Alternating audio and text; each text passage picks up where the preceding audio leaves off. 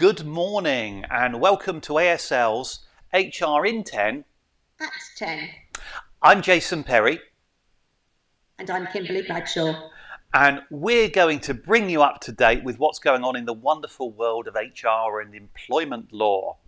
So, Kimberly, other than the exciting news that you've had your second vaccine, you're doing well from that this time. Yes, I didn't have such an extreme reaction. I was braced and ready. I've cancelled everything and I was grim, but now I'm bouncing back and it wasn't as bad as the first time. Yes. Back on form for HR in 10. There we go. Indeed. The first thing I think we ought to mention, in all seriousness, I think last week we talked about the right to work checks, and you may remember about a year ago when this process started, the government relaxed the way in which employers must check someone's identity. In the past, you've had to see a passport, as it were, in the flesh, if you can see a passport in the flesh, but you actually have to, when you meet the candidate, them show you your passport and then take a copy of it. And if you do that, that is an acceptable defence if it emerges later that you've actually hired somebody who doesn't have the legal right to work. We mentioned last week that the government had decided the end of lockdown was coming. COVID was over, and so everybody had to check passports in reality again, having been able to do them online for the past year. The government have backed down a little bit, so if you were worrying about this, the great news is you've now got up until the 21st of June where you can still do video checks of passports.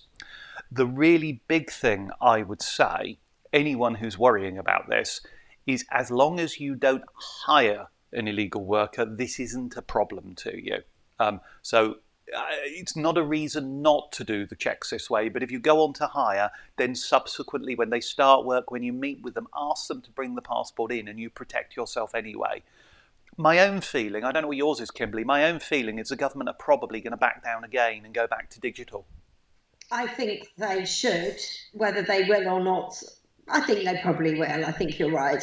I think this also has a number of benefits for individuals who are potential employees because, as we know, many people are already in a job and they're working their notice and they go straight from one job to another. And so finding time to come in before they start with their passport and all their background stuff is a challenge, but also I think it's much safer for individuals. I remember an occasion where we had a client that came in and we had to do background checks, proof of address, and also anti-money laundering checks. And he brought all of his paperwork in a briefcase. We went out for lunch and he left his briefcase on the table with all his documents on it. Lovely. Now, fortunately, we spotted and caught him before it had become a problem. But wandering around with those documents is a big risk for identity theft. It is. And equally, I don't like the idea of sending passports through by email. One of the things we've done during this crisis, we do IT checks by video, and we do a short video where we ask somebody to hold up their passport to the camera and we record it. And then you can upload it to a portal we've got. So it's secure. But you're right, it's about keeping this secure is important. Yeah, my own view is the right thing is to keep digital. And the reason I think it's the right thing is I think there's a large extent to which jobs are going to stay digital. We've all learned so much through this crisis about working remotely that it's going to be a new part of the working world. And you probably will meet most of your people at some point during the first few months of employment, but it's not essential anymore. And I think, therefore, the government are just going to have to accept the new reality and adjust the processes.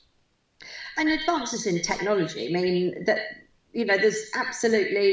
there'll be so many ways very soon that you can do it in a slightly different way to a video, as we've been talking about. Yeah. And, it seems a shame not to take advantage of. Absolutely. There are some wonderful online checks now for things like the European settlement status. So if somebody has settled status, they can give an employer a code, they can type that code in and get a certificate confirming that they validated their identity. And we may see advances like that. So I think this is a temporary problem. The government are going to have to change, in my view, because I just don't see how you can say, no, go back to seeing passports in person. The world has moved. So that we talked about live last week. It's changed since we talked live last week. So that's the joys of doing these things. While saying we are live, Kimberly is feeling slightly delicate after her jab. But I do add most weeks, we are live. So if you have a question, type it in on YouTube and Kimberly will panic and run away from the camera rather than answer. So no, if that happens, it's purely vaccine related this week. Of course it is. Of course it is. Let's talk a bit about the economy, because it's looking quite interesting at the moment, isn't it?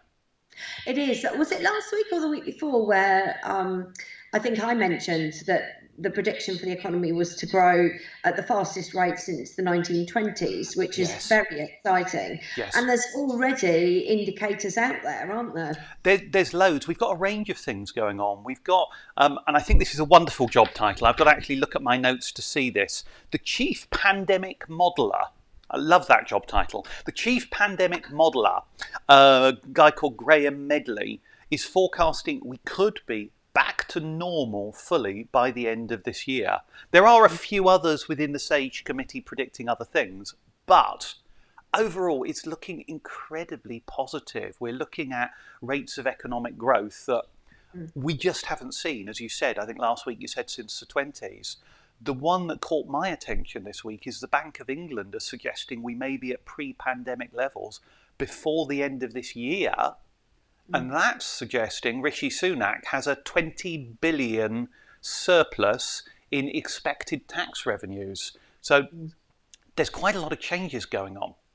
But where that gets interesting for me, both in HR terms and because ASL is a recruitment-focused business, is what's going on at the rates of growth in recruitment advertising. Have you seen the kind of forecast coming out of the REC on that?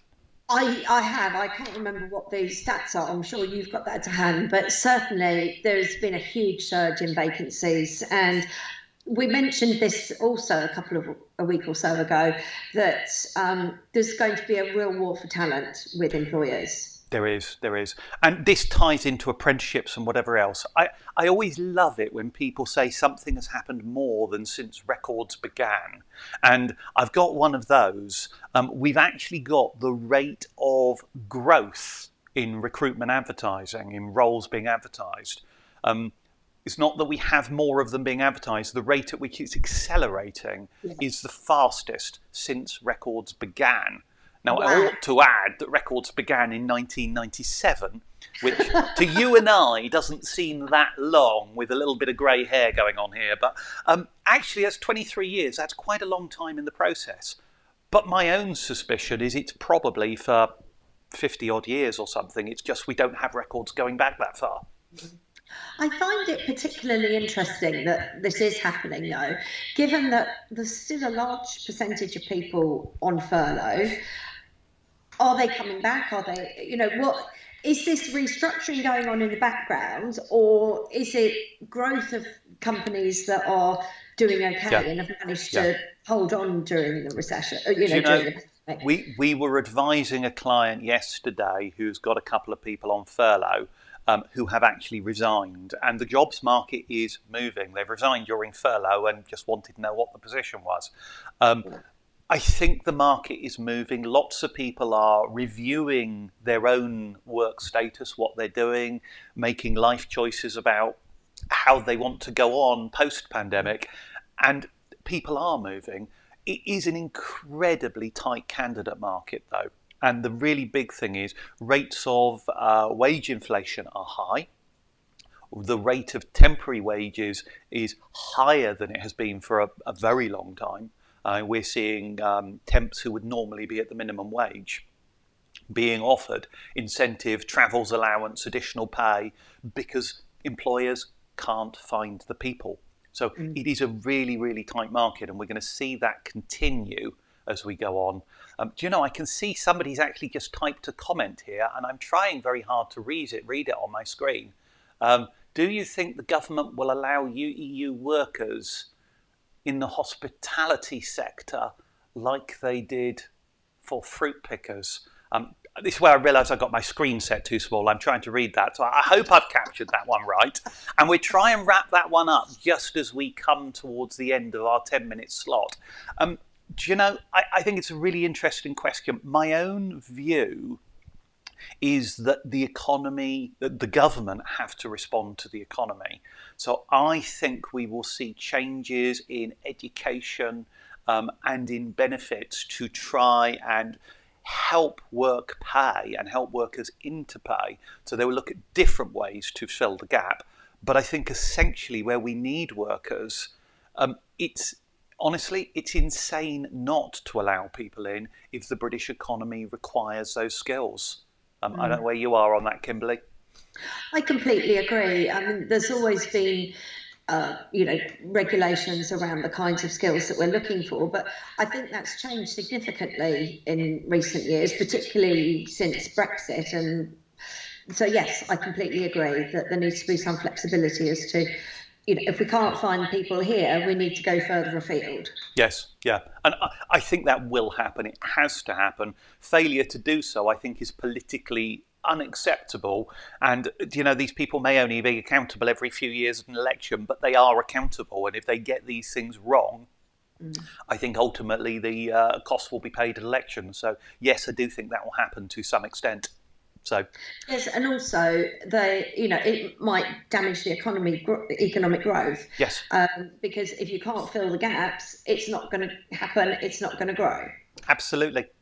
On that note, we've answered a live question. There you go. There's our first one. We've answered a live question, and it's taken us slightly over our 10 minutes. This is HR in 10, and we've been talking for more than 10, so we will wrap up at that point. Thanks for watching. Hopefully, if you find it useful, click on the subscribe and get notified when we're live. And we will both see you again next week, won't we, Kimberly? We will. Look forward to it. Goodbye. Thanks.